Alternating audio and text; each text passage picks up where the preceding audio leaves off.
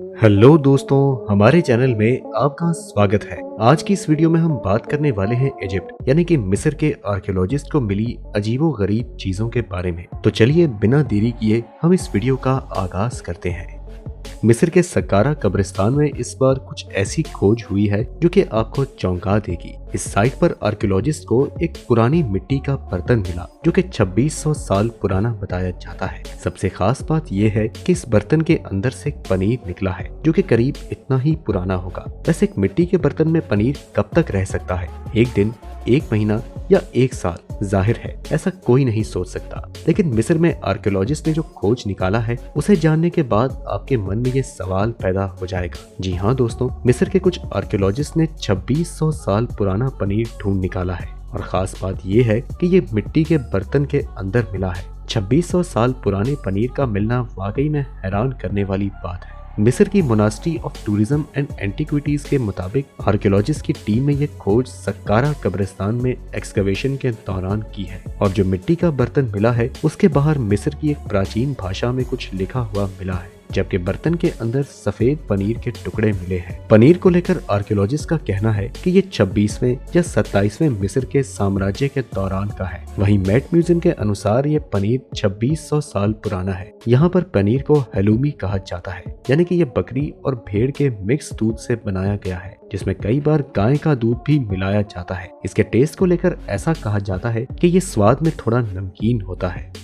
मिस्र की राजधानी कायरा में आर्कियोलॉजिकल डिपार्टमेंट ने एक सूर्य मंदिर को खोज निकाला है। बताया जा रहा है कि यह मंदिर करीब 4500 साल पुराना है। इसके कुछ हिस्सों को तोड़कर प्राचीन मिस्र के 5वें साम्राज्य के छठे राजा ने अपना मंदिर बनवा दिया था, लेकिन अब आर्कियोलॉजिकल डिपार्टमेंट का दावा है कि उन्होंने इस मंदिर के कुछ हिस्सों को ढूंढ निकाला है और अवशेषों से देखकर अनुमान लगाया जा रहा है कि कच्ची ईंटों से बना ये मंदिर प्राचीन मिस्र के 5वें साम्राज्य का हो सकता है। और इससे पहले पिछले साल भी मिस्र में एक सूर्य मंदिर के अवशेष मिले हैं। आपको बता दें कि इटली और पोलैंड की ओर से संयुक्त खोज अभियान मिस्र में चलाया जा रहा है। ये joint Italian polish archaeological mission है जो कि किंग न्यूसेरे के मंदिर पर काम कर रही है। इस मंदिर के नीचे कच्ची ईंटों की एक बिल्डिंग के अवशेष मिले हैं और रिसर्च के दौरान आर्कियोलॉजिकल विभाग के लोगों को बिल्डिंग के अंदर से मिट्टी के कुछ बर्तन और बियर ग्लास भी मिले हैं जो कि उन्हें उनके रिसर्च में मदद कर सकती है। जमीन के अंदर से कुछ टिकट भी मिली है जिन पर 5वें साम्राज्य के राजाओं के नाम है। दोस्तों, इजिप्ट जिसे मिस्र भी कहते हैं, ये हमेशा से रहस्यों का देश रहा है। जहां जमीन के अंदर प्राचीन मानव सभ्यता बसी होगी इसके सबूत मिलते ही रहते हैं। जैसे कुछ समय पहले खुदाई में 20 ताबूत बिल्कुल साबुत मिले। माना जा रहा है कि इसकी मदद से शाही ताबूतों को बनाने का प्राचीन तरीका और उसमें लगे औजारों का पता लगाया जा सकेगा। दरअसल नील नदी के पश्चिमी किनारे पर एक प्राचीन कब्रिस्तान हुआ करता था जिसका नाम था अल अस्सिफ और इसी में 20 ताबूत मिले। माना जाता है कि पहले यहाँ पर तेबेस शहर हुआ करता था जिस पर आज लक्सर बसा हुआ है। माना जाता है कि ये कब्रिस्तान उसी शहर के लिए रहा होगा। हालांकि इसमें आम लोग नहीं बल्कि राजा और राजसी परिवार के लोग दफनाए जाते रहे होंगे। और खुदाई में लगे आर्कियोलॉजिस्ट डिपार्टमेंट के मुख्य शोधकर्ता ऑस्कर हॉलैंड और टेलर बार्न्स के अनुसार यहाँ मिस्र की खासियत वाले ताबूत से अलग लकड़ी के ताबूत हैं जिन पर नक्काशियां की गई हैं। वैसे असल में यह ताबूत को भी सुरक्षित रखने के लिए बनाए गए ताबूत हैं जिन्हें सार्कोफेगस कहा जाता है। ये ताबूत पूरी तरह से सुरक्षित हैं और यहाँ तक कि उन पर किया हुआ रंग और नक्काशी भी साबुत दिख रही थी।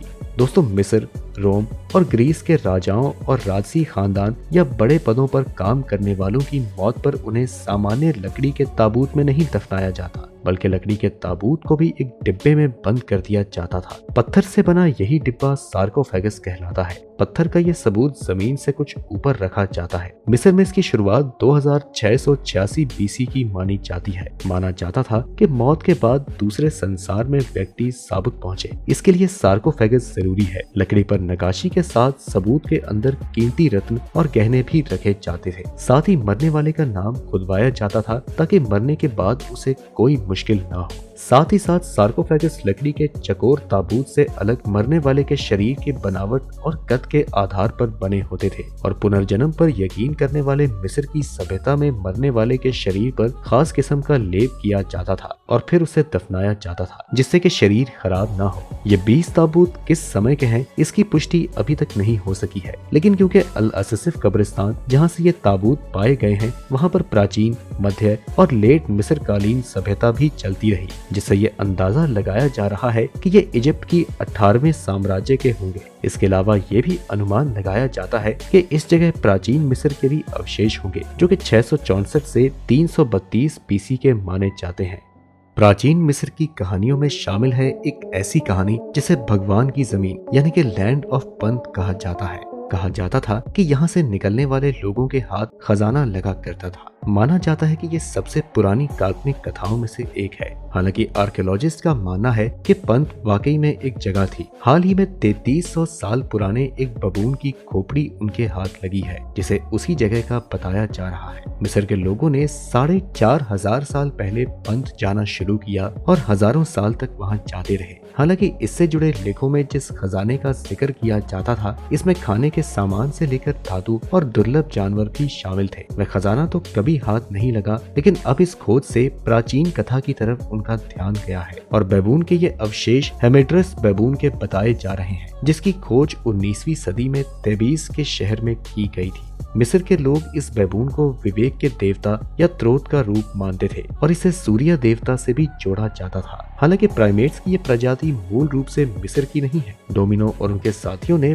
बबून के दांतों में स्ट्रोंशियम के आइसोटोप्स की स्टडी की जिससे किसी जगह का पता लगाया जा सकता है। जानवरों के दांतों के एनेमल में स्ट्रोंशियम के आइसोटोप्स के आधार पर बताया जा सकता है कि उनका शुरुआती जीवन कहाँ बीता होगा। इस स्टडी से पता चला कि बैबून मिस्र में नहीं पैदा हुआ बल्कि आज जहाँ एरिट्रिया, एथियोपिया और सोमालिया का क्षेत्र है वहाँ हुआ होगा। यही वो इलाका है जहाँ आर्कियोलॉजिस्ट के मुताबिक पंत का क्षेत्र है और इसी आधार पर माना जा रहा है कि ये बैबून उसके खजाने का हिस्सा है। बोस्टन यूनिवर्सिटी के आर्कियोलॉजिस्ट कैथरीन बॉर्ड ने साल 2001 से लेकर 2011 के बीच मिस्र के रेड सी के तट पर मेरसा नाम की जगह पर खुदाई की, जिसके बाद उन्हें 2800 साल पुराना पत्थर मिला जिस पर पुंत के सफर का उल्लेख लिखा था। बॉर्ड का कहना है कि नई खोज से इस तरफ इशारा मिलता है कि पंत दरअसल कहाँ स्थित था।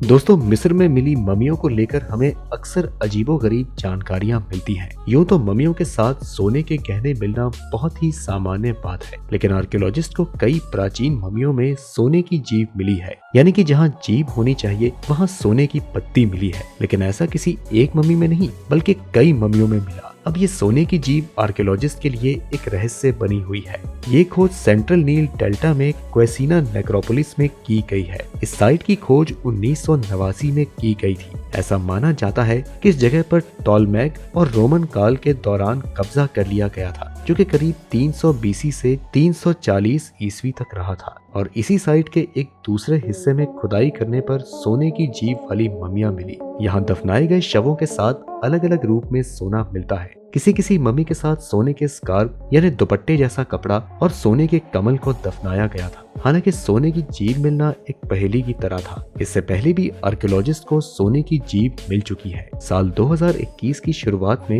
मिस्र में 2000 साल पुरानी एक साइट पर खुदाई की गई, जहां शोधकर्ताओं को एक खोपड़ी मिली जिसके मुंह में जीभ के आकार की सोने की पत्ती मिली, जो कि किसी गहने की तरह लग रही थी। इसके बाद 2021 के अंत में एक पुरुष, एक महिला और एक बच्चे की भी मम्मी मिली, जिनकी जीभ सोने की थी। ये मम्मियां 2500 साल से भी ज्यादा पुरानी थी। इस पर आर्कियोलॉजिस्ट का कहना था कि सोने की बनी जीभ को मम्मी पर लेप लगाने वालों ने रखा होगा, ताकि ये सुनिश्चित हो सके कि मृत व्यक्ति को दूसरे जीवन के लिए दिशा मिल सके। आर्कियोलॉजिस्ट का मानना है कि भगवान और जमीन के अंदर दूसरी दुनिया के देवता ओसिरिस का आशीर्वाद पाने के लिए सोने की जीभ जरूरी मानी जाती थी। माना जाता है कि ओसिरिस मृत लोगों के देवता थे। प्राचीन मिस्र में पाताल को द साइलेंट लैंड कहा जाता था और वहीं ओसिरिस को लॉर्ड ऑफ साइलेंस कहा जाता है। ओसिरिस को शोर बिल्कुल भी पसंद नहीं था और यही कारण है कि प्राचीन मिस्र में अंतिम संस्कार के दौरान मौन रखा जाता था। मृत्यु के बाद की तैयारी के लिए जब मम्मी का मुंह खोला जाता था तभी कोई संगीत या ध्वनि की जाती थी। ऐसा माना जाता है कि सोने की जीभ इसलिए लगाई जाती होगी ताकि मम्मियां बिना किसी शोर के ओसिरिस से बात कर सके। लेकिन अगर ऐसा है तो सवाल ये भी उठता है कि कुछ ही मम्मियों में सोने की जीभ क्यों मिली। दरअसल प्राचीन मिस्र में अंतिम संस्कार के लिए सोने के गहने बनाने का चलन था। कहा जाता है कि ये चमचमाता हुआ सोना देवताओं को पसंद था, खासकर सूर्य देव रा को, जो कि शाश्वतता का प्रतीक थे। देवता रा को सभी प्राचीन मिस्र के देवताओं का राजा माना जाता है और यही जगत के निर्माता थे और ओसिरिस के साथ उनकी घनिष्ठता थी। रात दिन के उस हिस्से को दर्शाते थे जब सूर्य की रोशनी हो और ओसिरिस अंधेरे को। हो सकता है कि सोने की जीभ रोशनी की एक रेखा को दर्शाती हो। हालांकि सबूत के बिना हम केवल अटकलें ही लगा सकते हैं और असली सच्चाई क्या है ये जानना अभी बाकी है। तो दोस्तों, ये थी मिस्र में पाई जाने वाली रहस्यमयी खोजें। वैसे आपको इन खोजों में से कौन सी खोज सबसे ज्यादा रहस्यमयी और रोचक लगी, हमें कमेंट में जरूर बताएं। हम मिलते हैं आपसे अगली वीडियो में, तब तक के लिए नमस्कार।